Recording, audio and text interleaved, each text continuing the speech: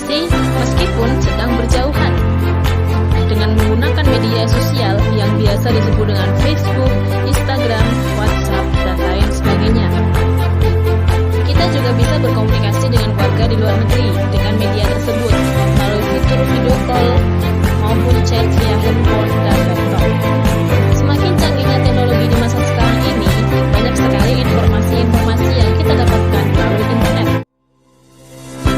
Dalam bidang pendidikan pun sekarang menggunakan media digital dan jaringan internet. Kita bisa belajar dengan jarak jauh dengan orang-orang yang berada di seluruh. Semua apa yang kita mau, kita cari ada di internet. Mulai dari materi, berita, buku, maupun belanja kebutuhan kita sehari-hari. Sedangkan untuk kebutuhan belajar kita sendiri, kita bisa membaca buku secara online maupun offline. Karena di internet sudah disediakan fitur-fitur yang mudah kita akses kapanpun dan dimanapun. Assalamualaikum warahmatullahi wabarakatuh. Apa kabar semuanya? Tentunya baik-baik saja ya.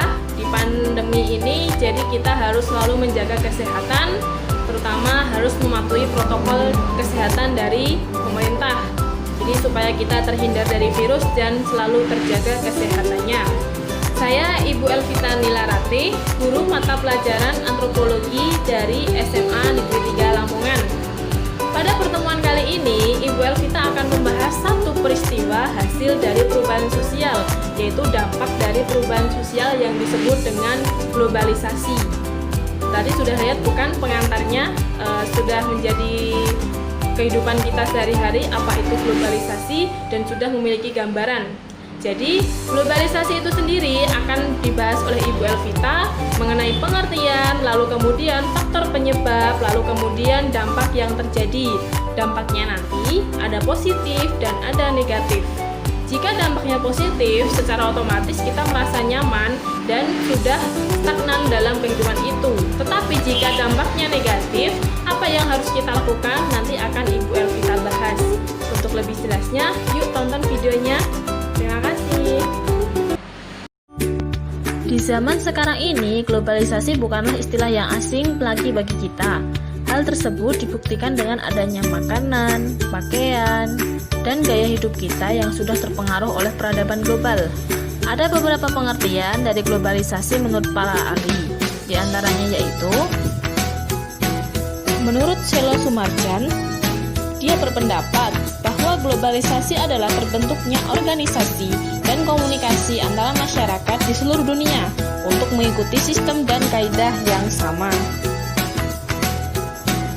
Menurut Emanuel Richter, berpendapat bahwa globalisasi adalah jaringan kerja global secara bersamaan yang menyatukan masyarakat yang sebelumnya terpencar-pencar dan terisolasi ke dalam saling ketergantungan dan persatuan dunia. Menurut Princeton Nathan Lehman, berpendapat bahwa globalisasi adalah pertumbuhan sangat cepat atas saling ketergantungan dan hubungan antar negara-negara di dunia dalam hal perdagangan dan keuangan. Jadi, pendapat dari beberapa tokoh tersebut dapat disimpulkan bahwa globalisasi merupakan suatu fase perubahan yang dialami oleh masyarakat di berbagai penjuru dunia. Ciri khas dari era globalisasi yaitu semakin kaburnya batas-batas geografis antar negara. Pertukaran informasi serta arus barang dan jasa tidak lagi hanya dilakukan dalam cakupan negara, namun juga merambah menjadi lintas negara. Globalisasi yang berkembang sekarang ini tidak terjadi begitu saja, akan tetapi ada faktor penyebab munculnya globalisasi. Di antaranya, yang pertama, majunya iptek yang mempermudah dalam hal jasa pengiriman barang ke luar negeri. Yang kedua, berkembangnya iptek yang mempunyai peran dalam menjamin kemudahan dalam bertransaksi ekonomi ke luar negeri. Yang ketiga, adanya kerjasama dalam bidang ekonomi internasional yang semakin mempermudah terjadinya kesepakatan-kesepakatan antar negara yang menjalin hubungan dengan erat. Pengaruh globalisasi dalam bidang iptek tersebut menjadi faktor munculnya pengaruh globalisasi di dunia. Oke, tadi sudah mendengar ya tentang faktor penyebab dari adanya globalisasi itu sendiri. Nah, sekarang Ibu Elvita akan menjelaskan bagaimana dampak yang terjadi akibat adanya globalisasi ini. Nah, yang pertama adalah tentang dampak positif. Dampak positifnya yang pertama yaitu bertambahnya maju suatu kehidupan. Jadi kehidupan masyarakat itu sekarang menjadi maju, lalu kemudian perubahan tata nilai dan sikap, yaitu pemikiran yang mulanya irasional menjadi rasional. Nah, kemudian yang ketiga adalah peningkatan taraf hidup. Jadi masyarakatnya memiliki alat-alat yang lebih canggih dari sebelumnya. Baiklah, tadi sudah mendengarkan ya tentang dampak positif dari adanya globalisasi. Sekarang yaitu tentang dampak negatif. Kenapa bisa terjadi dampak negatif? Biasanya itu dampak yang tidak kita harapkan dari adanya globalisasi. Tapi terjadi. Karena apa?